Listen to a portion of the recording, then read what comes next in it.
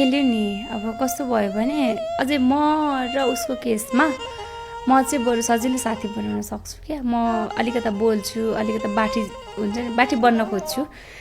ऊ चाहिँ बिचरा झ्याप्प कसरी साथी बनाउँदैन क्या। उसको जे छु मै छु होइन। उसको मिति नि हुनुहुन्छ तर अलिक टाढा हुनुहुन्छ दुरीले पनि, काठमाडौँमै भए तापनि हामी त नजिक थियौँ, बसाइ पनि नजिक, अनि सबै कुरा सेयर गर्न सक्ने। इभन अब मन भारी भयो भने पनि आउने।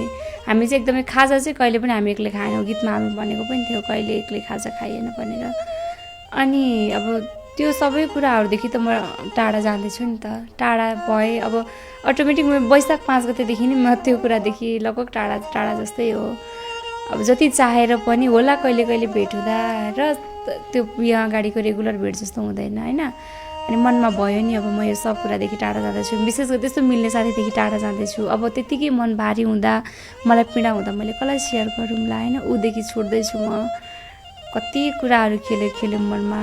अब कसो भने त्यो त्यही त मान्छे सक्दिँदा तिमीहरूप्रति शङ्का छ भने नि त्यसो होइन कि। एउटा बरु कस्तो हुँदैन, म त भर्खर बिहे गरेको छु होइन, त्यस्तो भन्नु भएन। श्रीमान पनि उत्तिकै इम्पोर्टेन्ट, तर एउटा परिवारभन्दा पनि इम्पोर्टेन्ट चाहिँ साथी हुँदो रहेछ। परिवार जत्तिकै अथवा परिवारभन्दा माथि हुँदो रहेछ। किन परिवारलाई चाहिँ हामी दुःखी देख्न सक्दैनौँ नि त सेयर गर्न। मेरो दुःख पीडा सेयर गरेर नि परिवारलाई टेन्सन हुन्छ होइन। तर साथीहरूले चाहिँ सोल्युसन दिन्छ भनेर साथीहरूसँग हरेक कुराहरू सेयर गर्न सकिन्छ। तर अब मैले त त्यो साथीलाई छोडेर गएँ भने त मेरो जिन्दगीमा अर्को त्यस्तो साथी आउँदैन। अनि एकदमै धेरै मनमा कुराहरू खेल्यो, मन भारी भयो। तर भए तापनि यो सत्य हो, स्वीकार्नै पर्छ भन्ने पनि एक दिन छुट्टी नै सत्य नै हो।